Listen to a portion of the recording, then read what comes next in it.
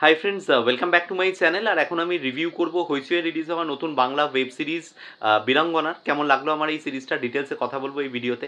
Request একটাই, ভিডিওটা শুরু থেকে শেষ পর্যন্ত দেখবেন। আর কোনো কিছু যদি ভালো লেগে থাকে তাহলে ভিডিওটাকে লাইক, শেয়ার এবং চ্যানেলটাকে অবশ্যই সাবস্ক্রাইব করে নেবেন। হইচইয়ের এই সিরিজটা অ্যানাউন্স হওয়ার পরে এবং মানে এর যে ডিরেক্টর নির্ঝর, যার অলরেডি কিন্তু ডাইনি বলে একটা সিরিজ এখানে স্ট্রিম করছে, এছাড়া অন্য প্ল্যাটফর্মে তার আরেকটা সিরিজ রয়েছে জি5-এ, সেটাও যথেষ্ট ভালো। তো একটা ট্র্যাক রেকর্ড তো হয়, সেটা দিয়ে একটা এক্সপেকটেশন তৈরি হয় যে নিশ্চয়ই কোনো ভালো কাজ আসতে চলেছে। এবার প্রশ্ন হচ্ছে যে এই যে মানে কাস্টিংটা, তো ইউজুয়াল কাস্টিং মানে হইচই যেরকম হয়, সন্দীপ্তাদি প্রচুর লিড করে আর কি হইচইতে, প্রচুর ওয়েব সিরিজে। তো সন্দীপ্তাদি রয়েছে, সাথে রয়েছে এখানে হচ্ছে লাফটার সেন, যে পার্টিকুলার ইউটিউব চ্যানেলটা রয়েছে তার যে লিড করে আর কি, যে ছেলেটি, সেই ছেলেটি এখানে কিন্তু একটা খুব ইম্পর্টেন্ট ক্যারেক্টার প্লে করছে। তো এটা ছিল হচ্ছে একটা বিশেষ চমক, কারণ মানে সে অ্যাজ এ পারফর্মার, সে অ্যাজ এ অ্যাক্টার কিন্তু আমাদের ইউটিউবে বলা যেতে পারে বেশ ভালো একটা জায়গা তার রয়েছে। মানুষ তার অ্যাকসেপ্ট তাকে করেছে বিভিন্ন ধরনের চরিত্রে। তো তার স্কেচ কমেডিগুলো যথেষ্ট ভালো হয়, রাইটিংগুলো খুব ভালো হয়। তো এখানে তিনি কেমনভাবে পারফর্ম করেন এটাই ছিল হচ্ছে মূল আকর্ষণের বিষয়। এবার যদি গল্পটা ছোট্ট করে বলি আর কি, সেটা হচ্ছে যে কলকাতা পুলিশের আন্ডারে হঠাৎ করে একটা এরকম কেস এসে পড়ে, যে কেসটা আপনারা অলরেডি ট্রেলারে দেখেছেন, যে সদ্য বিবাহিতা যারা মানে মহিলারা রয়েছেন তারা খুন হচ্ছেন অথবা আত্মহত্যা করছেন। খুন না আত্মহত্যা, এবং যদি দুটোর মধ্যে কোনো একটা হয়ে থাকে তাহলে সেটা কেন হচ্ছে, কে করছে, কিভাবে করছে, যেরকম একটা থ্রিলারের ফরম্যাট হয় আর কি, হু, হাউ অ্যান্ড ওয়াই। তো সেই ফরম্যাটেই গল্পটা এগায়। এর থেকে বেশি জানতে গেলে আপনারা সিরিজটা দেখুন। ওখানে মোটামুটি 7টা এপিসোড রয়েছে এবং এক একটা এপিসোডের লেন্থ ওই মোটামুটি 20 থেকে 25 মিনিটের মধ্যে আপনারা বিঞ্জ ওয়াচিং করতেই পারেন বসে, পুরোটা দেখে নিতে পারবেন। এবার যদি চলে আসি পজিটিভ সাইড এবং নেগেটিভ সাইডে, তো এই পার্টিকুলার যদি সিরিজের পজিটিভ সাইড বলি তাহলে অবশ্যই আমাকে বলতে হবে সেটা হচ্ছে যে লাফটার সেনের ইনক্লুশন ডেফিনেটলি এই সিরিজে একটা আলাদা মাত্রা যোগ করেছে।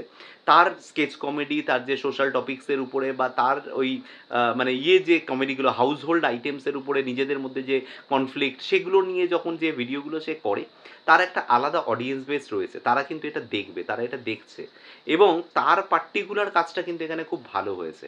সে নিজে কিন্তু ভালো অভিনয় করেছে এবং একবারেও মনে হয়নি যে প্রথম ওয়েব সিরিজ করতে আসছে এবং একটা ইম্পর্টেন্ট চরিত্র প্লে করছে। এমনটা নয় যে তার অল্প কটা সিন রয়েছে, সে কিন্তু একটা বলা যেতে পারে থ্রু আউট দ্য সিরিজ কিন্তু তার পারফরমেন্সটা দেখতে পাওয়া যায়, এবং সেটা কিন্তু যথেষ্ট ভালো স্ট্যান্ডার্ডের কাজ হয়েছে, এটুকু বলতে পারি। সেকেন্ড যেটা বলবো সেটা হচ্ছে যে গল্পের যে বিষয়বস্তুটা, সেই বিষয়বস্তুটা কিন্তু বেশ ইন্টারেস্টিং।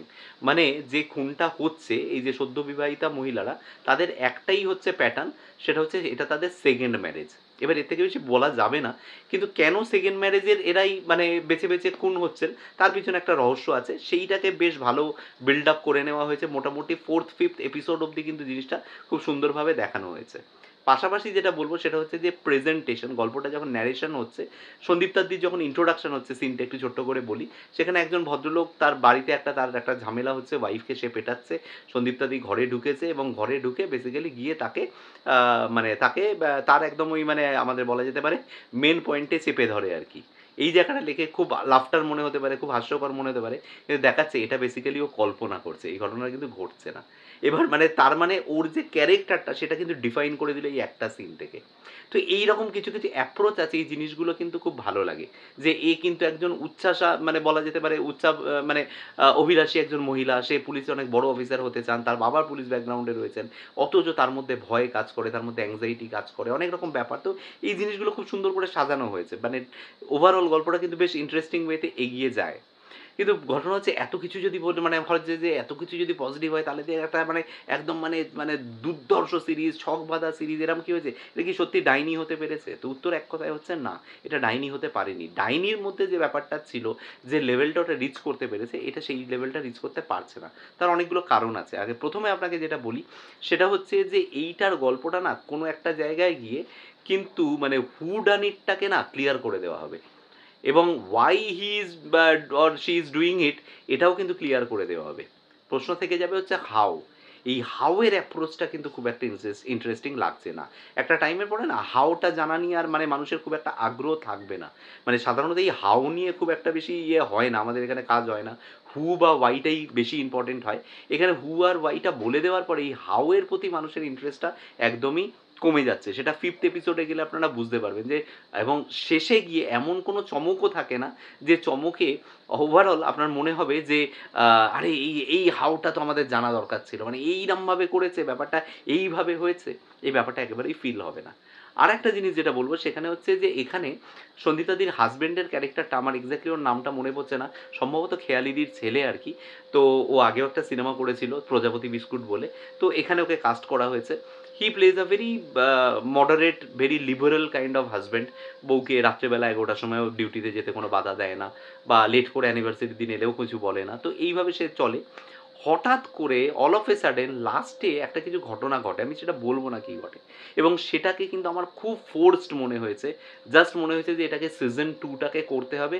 তাই ফোর্সফুলি একটা গল্প এখানে ঢোকানো হয়েছে। যেটা আমার কিন্তু অ্যাপ্রোচটা ভুল লেগেছে। আমার মনে হয় যে যেটা কন্টিনিউয়েশন ছিল, হয়তো এরকম হতো যে মিস্ট্রিটা আনসলভড, হাউটা হয়তো এসছে, বাট হু-কে হয়তো ধরা যায়নি। মেবি কে করেছে তাকে হয়তো আমরা ধরতে পারছি না। এরকম একটা মিস্ট্রিকে যদি আনফোল্ডস রেখে যদি সেকেন্ড সিজনে যেতে হতো, তাহলে হয়তো মেবি গল্পটা আরো ইন্টারেস্টিং লাগতো। আরেকটা কথা বলব, যদিও এখানে পরিসর খুব কম, আমরা যখন যারা নিজেরাও গল্প ধরুন লিখি বা যখন আমরা রিভিউ করি বা নিজেরা বানানোরও চেষ্টা করি, তখন আমরা দেখি যে লিমিটেড স্প্যানের মধ্যে না প্রচুর সাবপ্লট ক্রিয়েট করা যায় না। কিন্তু এই গল্পটার একটা অদ্ভুত সমস্যা হচ্ছে এর না কোনো সাবপ্লট নেই। ক্যারেক্টার কিন্তু ছিল। ক্যারেক্টারস রয়েছে, তাদেরকে নিয়ে ছোট সাবপ্লটগুলো গোছানো যেতে পারত। কিন্তু সাবপ্লটস একদমই নেই। প্যারালাল দুটো গল্প ঘটতে থাকে। লাফটার সেনের সাথে একটা গল্পটা ঘটে, একটা সন্দীপতাদির সাথে একটা ঘটনা ঘটে। দুটো কানেক্টেড কিন্তু দুটো প্যারালাল স্রোতে এগোতে থাকে। মেন যে আর কোনো তৃতীয় বা চতুর্থ বা পঞ্চম কোনো সাবপ্লট নেই। যেন অ্যাজ ইফ মনে হচ্ছে জীবনটা পুরো পৃথিবীটা পুরো কলকাতাটা এই দুজনের গল্প নিয়েই এগোচ্ছে। এই জায়গাটা আমার একটু খারাপ লেগেছে। আদারওয়াইজ এটুকু বলতে পারি it's a dissent work. Laughter সেনের জন্য আপনারা অবশ্যই দেখতে পারেন, একটু অন্য রকমের কাজ। আর হইচইয়ের ক্ষেত্রে বলব সন্দীপদাদিকে ঠিক আছে ডিফারেন্ট রোলে এক্সপ্লোর করছেন, ঠিক আছে। কিন্তু আমার মনে হয় সবকটা খুব প্রতিবাদী নারীর চরিত্র হয়ে যাচ্ছে। একটু অন্য কোনোভাবে ব্যবহার করতে পারলে বেশি ভালো হতো। তো এই ছিল আমার review about the series call 'Birangana'. কেমন লাগলো আপনাদের কমেন্টে এসে জানাতে পারেন। আর কোনো কিছু যদি এই ভিডিও থেকে ভালো লেগে থাকে, ভিডিওটাকে লাইক, শেয়ার, চ্যানেলটাকে অবশ্যই সাবস্ক্রাইব করে নেবেন। দেখা হচ্ছে আপনাদের সাথে আর নেক্সট কোনো ভিডিওতে। Till then bye by.